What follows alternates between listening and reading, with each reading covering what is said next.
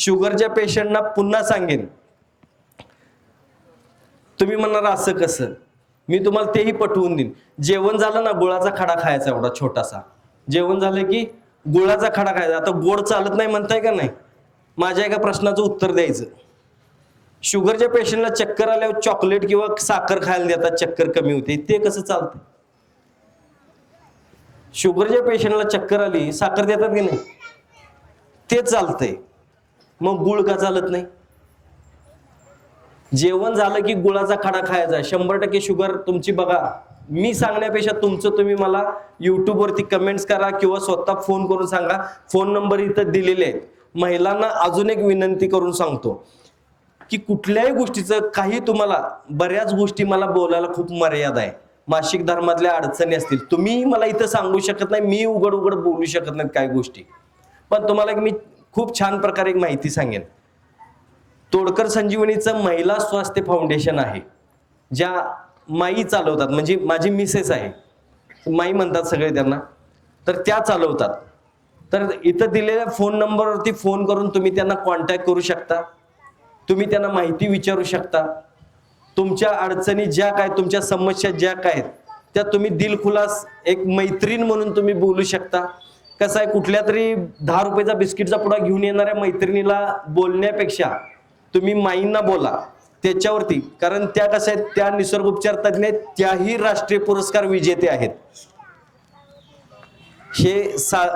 आम्ही सेवा म्हणून काम करतोय. त्या ज्या बोलतात, तुमच्याशी बोलल्या किंवा काय जर माहिती सांगितली, तुम्हाला जर मनातलं काय हवं असेल, त्यांची टीम आहे, ती तुमच्याशी बोलते. त्याचा एकही रुपया तुम्हाला खर्च नाही बरं का. हा खर्च आहे कुठं, माईंना भेटायचं असेल तर, ते पण त्यांची केस पेपर फी आहे ती द्यावी लागते. त्या बाबतीत मी काय बोलू शकत नाही, कारण त्यांनाही संसार चालवायचा आहे आणि त्याही लेक्चरला, व्याख्यानाला बाहेर जातात, त्यांचाही खर्च त्यातून त्यांना बाहेर काढायचा असतो, तेवढंच असतोय. बाकी त्यांचा खर्च काही सुद्धा नाही आणि तेही खूप कमी पैशामध्ये काम करतात, काउन्सिलिंग करतात, सगळ्या गोष्टींची माहिती, योग्य माहिती देतात. तुम्हाला योग्य माहिती तुमच्या शरीराची असणं गरजेचं आहे. भीती घालणारी लोक खूप आहेत ह्या समाजात, पण धाडस देणारा माणूस आपला असतं हे लक्षात ठेवायचं. आम्ही धाडस देतोय, भले आम्ही रागाने सांगू, पण आमच्या मनात वाईट काही नाहीये. तुम्हाला सांगू का, म्हणजे थोडक्यात बोलतो मी, कधी असं जास्त माझं कधी सांगत बसत नाही, पण मी आज तुम्हाला थोडक्यात सांगतो. खूप वाईट वाटतं मला की एखादी महिला जेव्हा कॅन्सरग्रस्त असते, पुरुष निदान व्यसनाने तरी कॅन्सरग्रस्त होतात, पण माझ्या माता भगिनीचा काय दोष आहे सांगा? तिला गर्भाशयाचा कॅन्सर आहे, तिला स्तनांचा कॅन्सर आहे, तिला घशाचा कॅन्सर आहे. हल्ली बघितलं तर स्त्रियांना योनी मार्गात सुद्धा कॅन्सर आहे. योनी मार्गात सुद्धा कॅन्सर. वाईट वाटतं खरोखर. मूळ व्याधीच्या जागी सुद्धा कॅन्सर. काय करायचंय सांगा? काय करायचं? वाईट वाटतं. लहान लहान मुलांना कॅन्सर होतो, कॅन्सरग्रस्त मुलं येतात, आम्हाला लय वाईट वाटते, रडायला येतं, रडतो आम्ही कधी कधी, पाणी येते डोळ्यात की या मुलाचा काय दोष असेल नेमका. तोडकर संजीवनी सदैव तुमच्या सोबत उभा राहील. फक्त डोक्यातनं आजार काढा, तुम्ही डोक्यातनं आजार काढा. हे तुमच्या डोक्यात जे खूळ आहे ना आजारांचं, हे खरोखर खूळ आहे, कम्प्लीट खूळ आहे. शरीर मजबूत आहे. शरीराला जे तुम्ही सांगाल ते शरीर ऐकते. मेंदू जे सांगाल का नाही ते शरीर ऐकतंय. मेंदू म्हणला ना, तुमच्या मेंदूतून आज्ञा आली ना, उडी मार इथनं, तर उडी मारणार. मेंदूतून आज्ञा नाही आली तर उडी मारत नाही तुम्ही. तसं मेंदूत जर तुमचे आजार असतील तर शरीर सगळं आजारांनी भरायला लागतंय. बीपी, शुगर, कॅन्सर, तुम्हाला असले का आजार व्हावेत असं वाटतंय का? तुम्ही मरताना तडपडून मरावं असं वाटतंय का? असं जर वाटत असेल तर खुशाल मरा जावा. पण ज्यांना ऐकायचं त्यांना सांगेन, कुठलाही आजार डोक्यात ठेवू नका. आम्ही सदैव तुमच्या सोबत उभा राहू प्रत्येक गोष्टीला.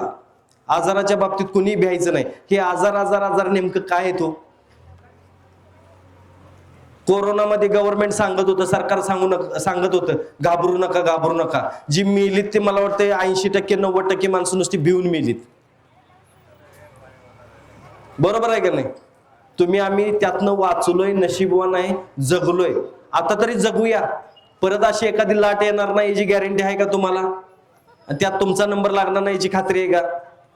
परत असं काय तर व्हायच्या अगोदर जगून घेऊया, मस्त जगायचं, एन्जॉय करायचं लाईफ. कधी मरल तेव्हा मरल, जेव्हा मरल तेव्हा मरल. फक्त घरगुती उपाय करा. ज्यांना हाडांचं दुःख नाही, महिलांना सांगतो की कंबरदुखी, गुडघेदुखी असेल किंवा मासिक धर्मांमध्ये जर काय अडचणी असतील तर साध्या साध्या गोष्टी सांगतो. रोज रात्री झोपायच्या अगोदर जेवण झालं की खसखस एक चमचाभर चावून खायची, बस, बाकी काही करायचं नाही. खसखस चमचाभर चावून खालात ना, कंबरदुखी, गुडघेदुखी कमी होते. पुरुष मंडळींना सांगतो, संसारातून राम निघून गेला, कॅल्शियम कमी पडलं, ओज कमी पडलं, म्हणावं तसं स्पर्म क्वालिटी नाही, दिवसभर थकवा, तर ह्या लोकांनी रोज सकाळी नाश्ता झाला ना, रोज सकाळी नाश्ता हा करायचाच बरं का. नाश्ता केला की दिमाग शांत राहतं, नाश्ता नाही केला तर भडकायला लागतो, माहिती आहे, राग राग व्हायला लागतो, शरीर गरम व्हायला लागतं. त्याच्यापेक्षा सकाळी नाश्ता करायचा, नाश्ता झाला की एक चमचा तीळ खायचे चावून, पांढरे तीळ चावून खायचे. बघा खूप छान प्रकारे कॅल्शियम मेंटेन होतं, सगळं व्यवस्थित व्हायला लागतं. आता वजन कमी करण्यासाठी पण सांगेन, जिरानी ओवा काढा रोज रात्री प्यायचं. जिरा, ओवा आणि बडीशेप. बघा चरबी हटायला लागते शरीरावरची, वजन कमी व्हायला लागतं. अजून खूप साऱ्या गोष्टी आहेत, मी माहिती सांगू शकतो, पण सगळ्यात महत्वाचं 2-3 गोष्टी सांगेन. डोळे सांभाळा. मी पाया पडून सांगतो, मोबाईल कमी वापरा, टीव्ही कमी बघा. बऱ्याच लोकांना ड्रायव्हिंग करणारे असतील, व्यवसाय निमित्त असेल, ते कॉम्प्युटरवरती, पीसी वरती, लॅपटॉपवरती खूप लोक असतात, मोबाईलवरती तरी दुनिया सगळी पागल आहे, लहान मुलांपासून. तर डोळे सांभाळा, नाहीतर पुढं अशी परिस्थिती होईल की त्या मोबाईल मधून येणारे जे किरण आहेत ना, ते तुमचे डोळे घालवून बसतील.